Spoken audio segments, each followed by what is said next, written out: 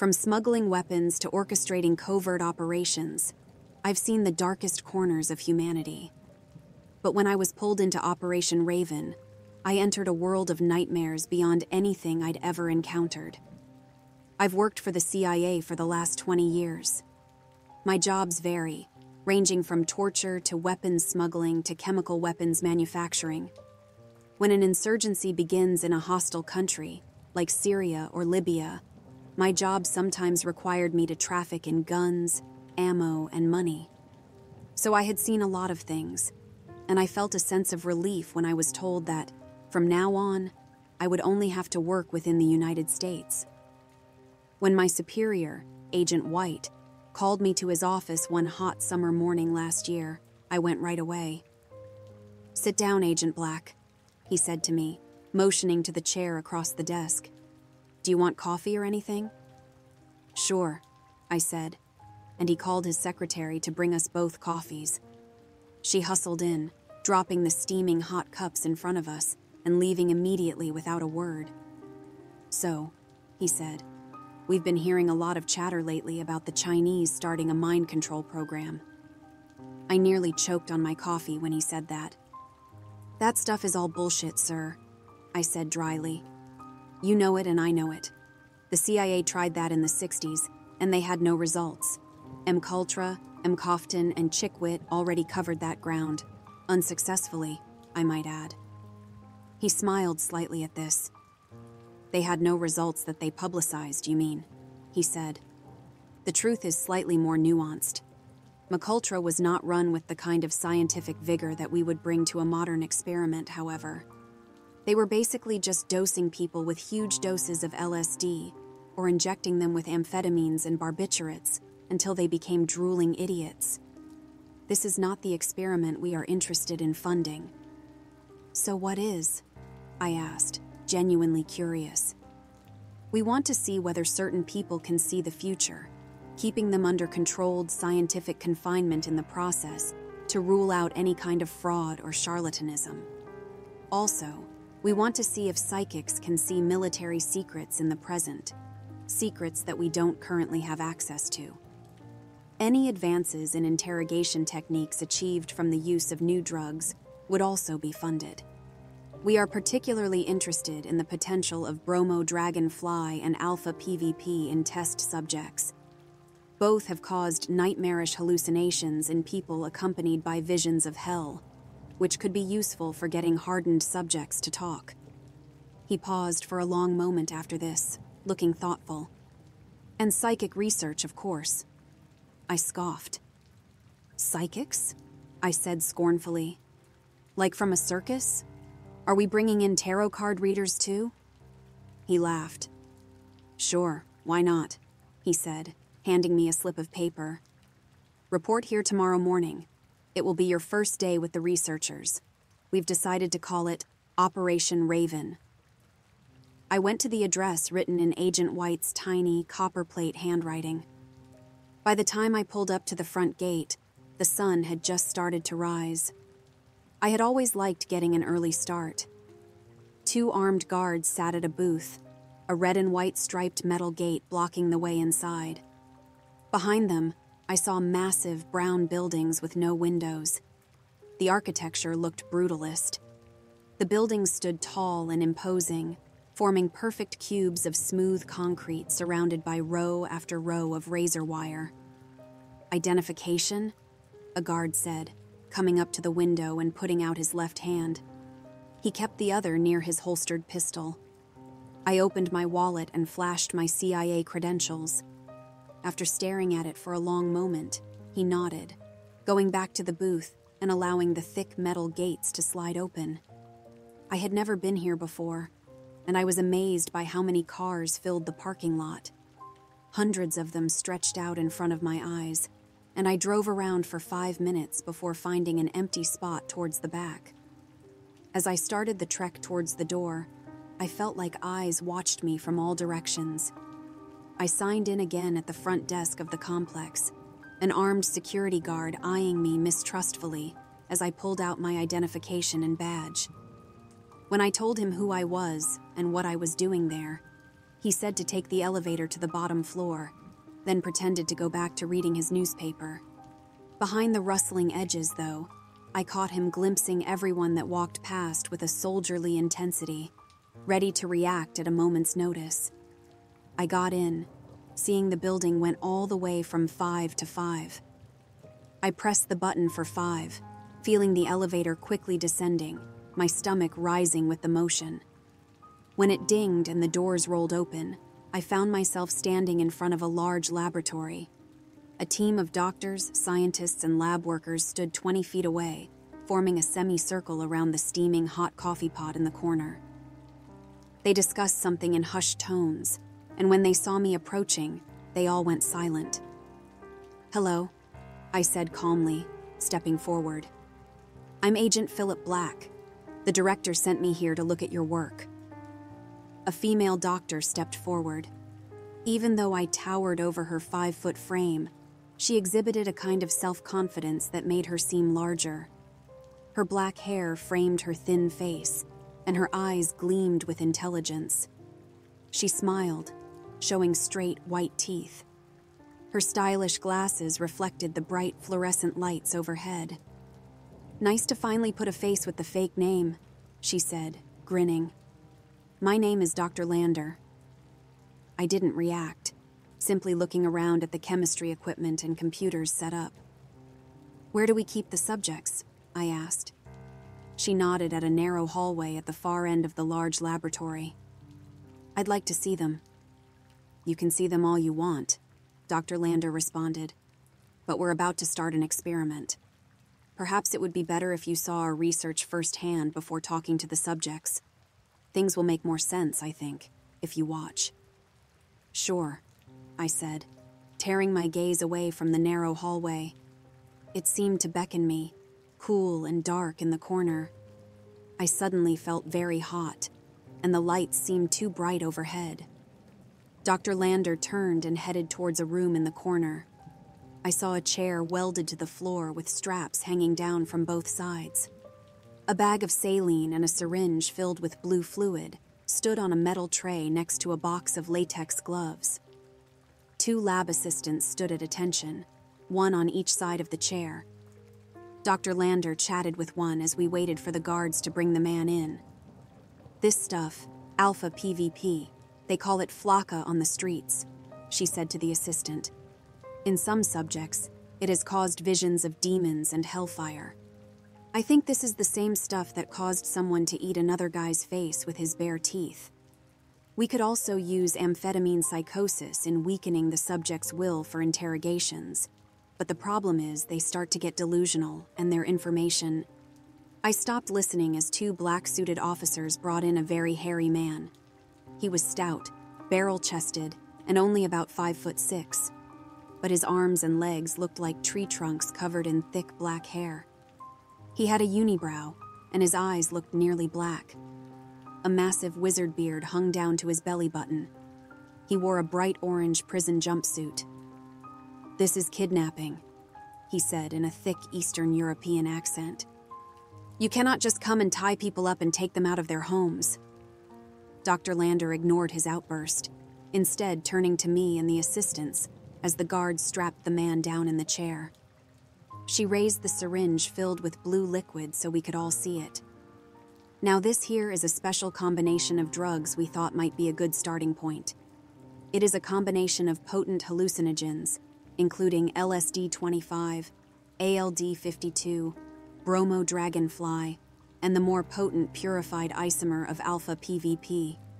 We will be feeding the substances intravenously to the subject during interrogation and observing his reaction. Are there any questions?" "Fuck you, you American pig," the man in the chair said. The doctor ignored him. "That's not a question," I said, trying to break the tension. No one laughed. "Okay, so let's start running the solution then. For the recording, this is subject 122202, Vladimir Greka." She nodded at the lab assistant who stood next to the IV line feeding into the man's arm. "Go ahead." The lab assistant, a thin man with large glasses and a balding hairline, took the syringe and gingerly screwed it into the plastic tubing taped to the man's arm.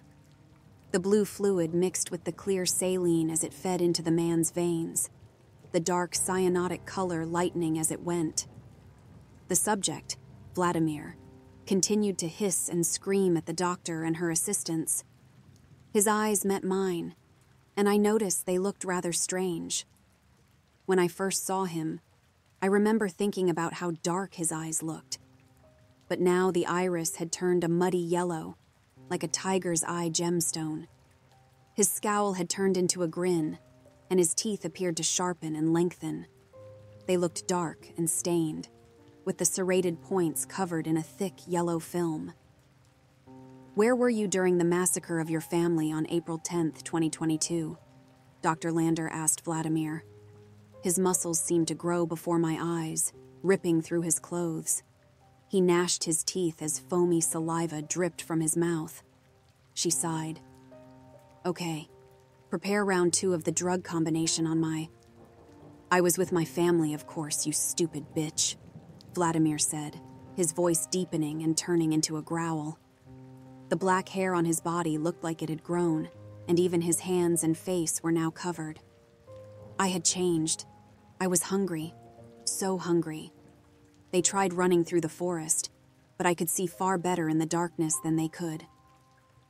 I took them one by one, ripping them apart as they screamed and begged for mercy. That was my own wife and 3 daughters.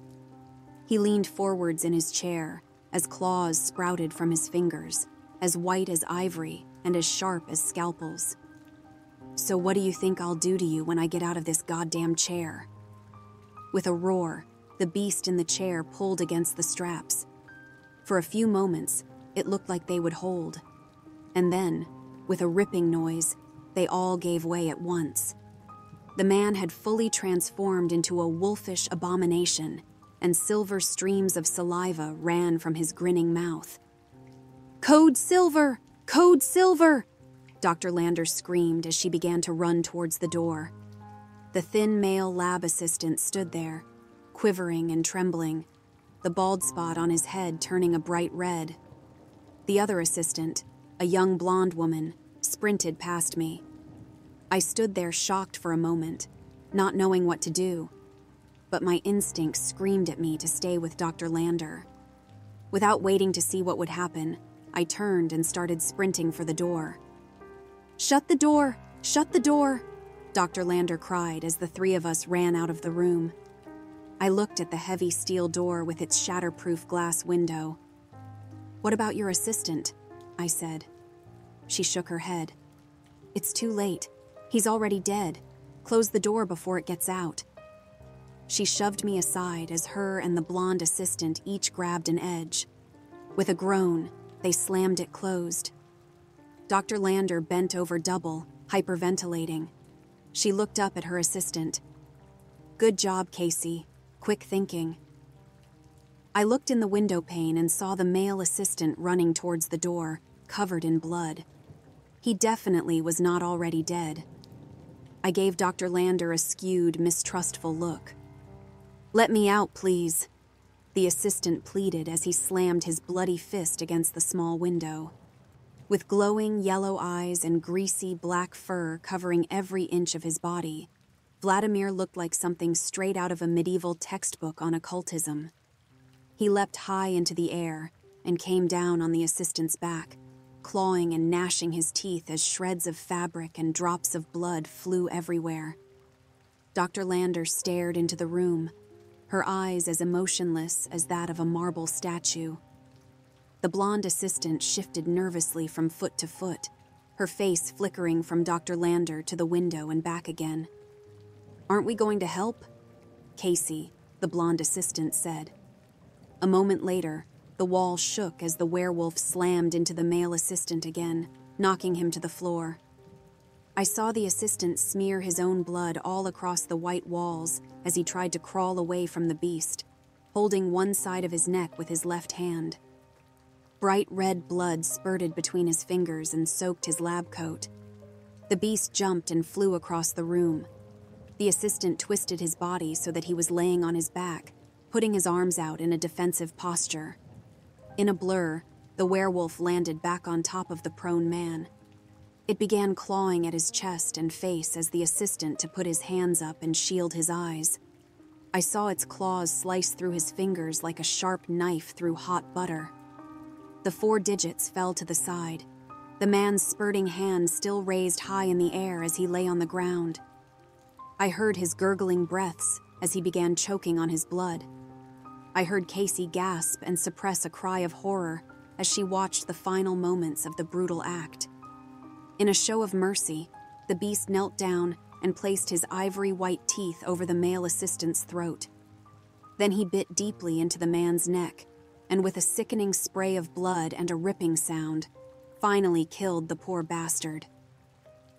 Well, that was a massive failure, I said spitefully as we walked away from the gruesome murder scene. Why would you say that? Dr. Lander asked politely, her large brown eyes turning to regard me. I mean, your guy is definitely dead, I responded with incredulity. Is that not a problem? Do you go through assistance like toilet paper here? Sometimes to make an omelet, you have to crack a few eggs, right? Dr. Lander answered, smirking. Casey was sweating heavily and shifting uncomfortably from leg to leg. I think she may have been reassessing her career choice at that moment. That was actually the most information we have gotten out of Vladimir so far. Normally, he just blacks out when the topic of his family is brought up. So the hallucinogenic drug mixture is already exceeding expectations. I think we need to try it again on a few more people. But anyways, we have another experiment planned within a few minutes. We'll put a pin in this for now. The werewolf continued to shred the dead body in the interrogation room behind us.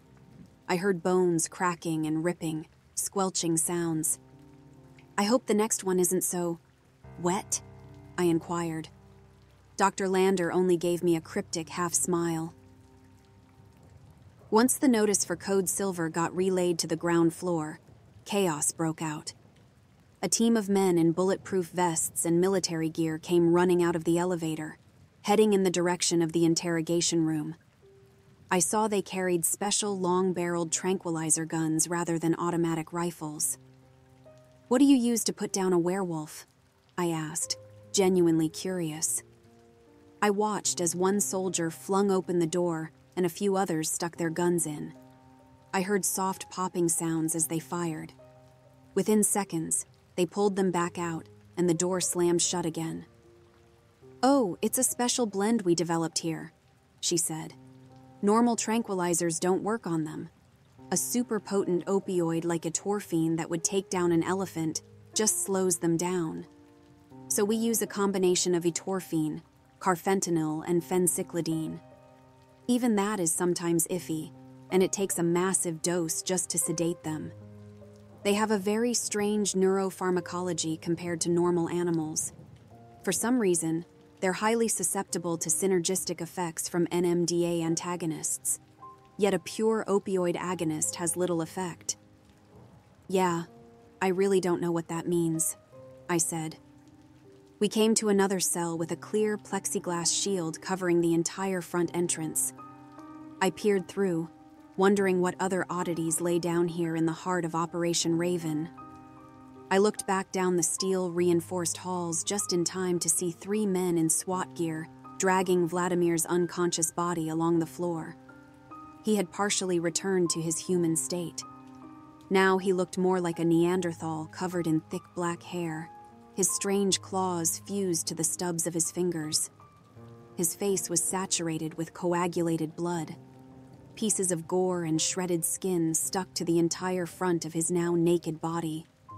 Remnants of his orange jumpsuit littered the hall, small pieces of bloody cloth falling to the sides as they pulled him by his arms towards another nearby metal cell with a bulletproof glass front.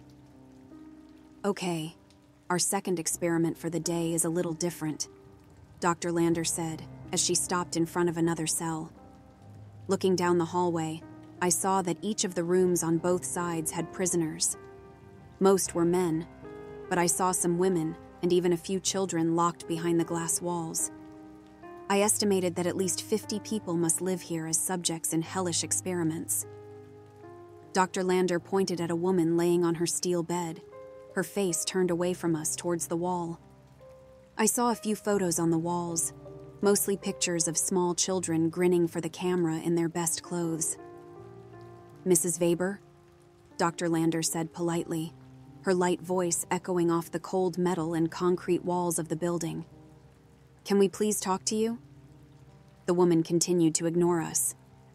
"Okay, well, we're coming in. You know the rules." Dr. Lander nodded at Casey, who quickly took a massive ring of keys out of her pocket. With a click, she turned the lock in the ballistic glass front. The clear glass door slid to the side. I looked down the hall and saw a couple armed guards watching us with consternation. They're probably afraid of another code silver, I thought to myself as I entered the cell. "This is subject 171041, Mary Weber. For the recording," Dr. Lander began. Mrs. Weber still just stared at her wall, refusing to talk or turn her body. All I could see of her was auburn hair and an orange prison jumpsuit. I wondered if she was dead, or perhaps in a deep catatonic state, like some schizophrenic's experience. "What's the point of this?" I asked in a low voice to Dr. Lander. "Can this woman even talk?" "Yes, she is physically capable of speech," Dr. Lander said, which didn't seem like an answer to the question. "We just have to get it out of her." "What are we testing?" I asked. "Psychic research," she answered. "Mrs. Weber here is capable of seeing events occurring in other parts of the world. Remote viewing, I believe they call it. Her powers extend beyond that, but I'd like to see if we can get any results on smaller details before moving on to larger ones." Dr. Lander turned away from me towards Casey. "Okay, let's flip her over. Mrs. Weber, we're going to move you so that we can have access to you during the experiment." She nodded at Casey, and with a grunt, they spun Mrs. Weber around to face us. When I saw her face, I gasped. Her eyes shone a bright red, without pupil or iris. Covered in a film of blood, they looked demonic, vampiric even. Yet the blood, if that's what it was, didn't overflow. No crimson tears flowed down her face or stained her eyelids. She didn't look old, perhaps in her late 30s. She might have been pretty with her wavy auburn hair and creamy white skin. Yet the bloody demon eyes and blank, statuesque expression on her face ruined whatever beauty she possessed. "Mrs. Weber, if you ever want to see your family again, you have to cooperate with us," Dr. Lander said, her tone cold. I thought the use of the word "see" impolitic under the circumstances. When Mrs. Weber's face continued to show as much expression as a statue's, Dr. Lander turned to the assistant. "Please give the injection." Casey took a needle out of her pocket. It had a colorless liquid inside of it.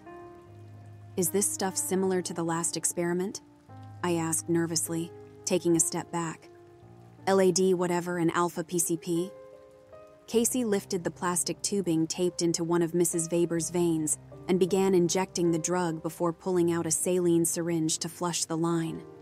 She exhibited a degree of nonchalance I could only characterize as outstanding, especially for someone whose work partner just got murdered by a werewolf a few minutes ago.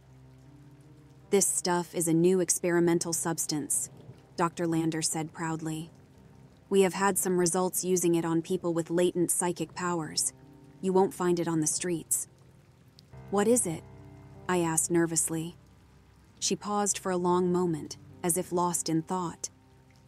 "You know what DMT, or dimethyltryptamine, is? It occurs naturally in the brain, and it also causes out-of-body experiences and mystical experiences in most people." "Of course I know what DMT is," I said. "You know, when the Soviets did their own version of MKULTRA back in the day, they mostly used DMT instead of LSD. Well, this new stuff makes DMT look like ginger beer," she said confidently. "The lab used DMT as a starting point, but with tweaks of chemistry, we found something far stronger."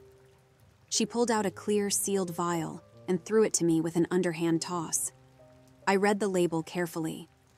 4-fluoro-HO-DMT, it read. Experimental drug, not approved by the FDA or DEA, not for human consumption. I gave it back and she tucked it into a random lab coat. I looked back over at Mrs. Weber and gasped. Translucent white light flowed out from her body, from every pore on her skin and every hair. It circulated over her like water, flowing and reforming. Her mouth formed an O of horror and fear, a silent scream dying in that gaping black hole. Casey stood next to the woman, her eyes wide as she backed up a couple steps. She looked like she wanted to turn and run. "I think we've just turned the lights on," Dr. Lander said, "and now it's time to see if anyone's home." She checked her watch, counting down the seconds. After about 30 seconds, she sighed, turning to Casey. "Give her another dose, please." Casey seemed to grow paler, but she took another syringe filled with the clear liquid and began to inject it into the line. By the time she had flushed the last of the substance out of the line with saline, the light swirling around Mrs. Weber had become blinding. She suddenly sat up on her thin mattress, her face still formed into a silent scream. Her fingers began to twitch. Her arms jerked. Then her face smoothed into a placid, statuesque expression. Her head slowly turned until she was staring directly at me with those blood-red, sickly eyes. "Whatever you do, don't touch her," a voice said from behind me, sounding like it came from far away. I felt like I was drifting off as I stared into her eyes. I realized I was becoming hypnotized. A hand on my shoulder ripped me back to reality. I spun, backing up into the metal wall. "And don't stare into her eyes." I looked and saw Casey standing there, a look of empathy on her young face.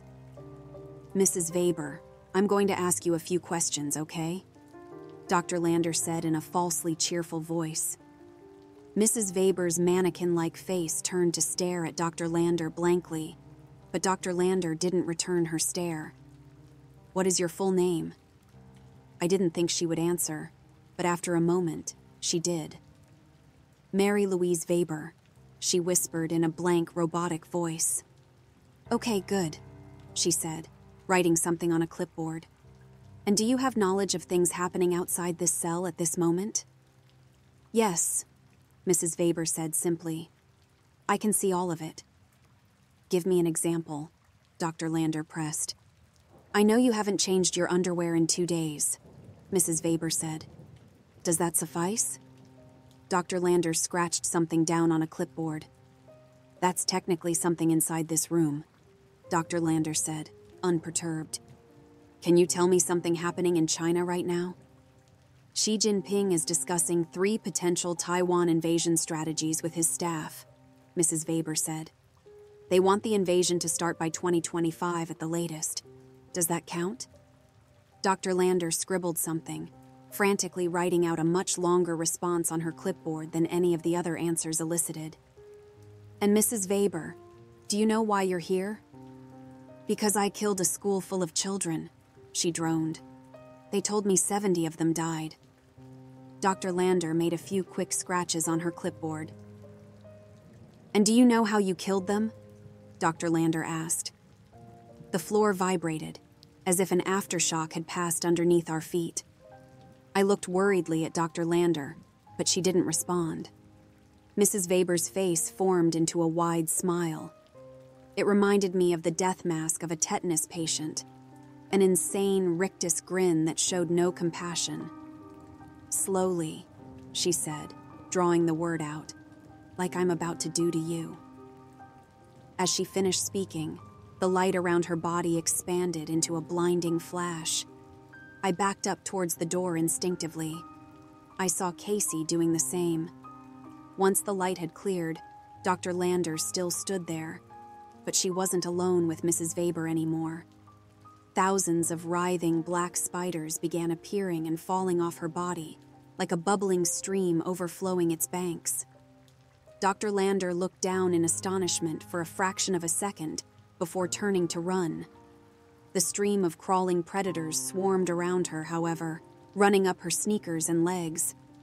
I saw large brown recluses covering her chest and countless tiny black widows sneaking into her clothing. She began to shriek in horror and pain. "Close the goddamn door!" I screamed. Casey and I both started pushing on the sliding glass door as the spiders swarmed towards us. A few crossed the threshold, and a rising sense of panic began to overtake me. Then, with a bang, it flew shut, slicing some of the larger brown recluses in half. A small stream of a few black widows skittered towards my shoes, but I began stomping them, seeing their tiny bodies squashed onto the concrete floor below. Next to me, I heard Casey breathing hard, muttering some incomprehensible prayer. I looked back in the cell and saw Dr. Lander stumbling around, a sprinting human pillar of spiders. They swarmed in her mouth, in her ears and eyes and nose, biting, skittering, and jumping all over her body. She shrieked over and over, trying to pull them out of her mouth and nose, trying to smash her body against the wall to kill them. But after a few more seconds of countless bites, her voice began to give out. She tried to walk towards the door, putting her arms out towards us, then stumbled and fell. Her arms and legs still twitched as she died on the cold floor below us. "We'd better go call a code black for this," Casey said regretfully. Yeah, you're right," I said. "I'm sure the guards will love this one." Casey shrugged. "They're used to it," she said. "This project is going to need a lot of work," I said, turning to face Casey. "Do you still want to be a part of Operation Raven after all this?" "As long as you're in charge," she said, smiling. "Always." Thank you for listening and diving into the depths of this unsettling tale with me. If you found this story captivating, please give it a like and share it with others who enjoy a good scare. If you haven't subscribed to the channel yet, it would be amazing if you did. Until next time, keep your senses sharp. You never know what might be lurking just out of sight.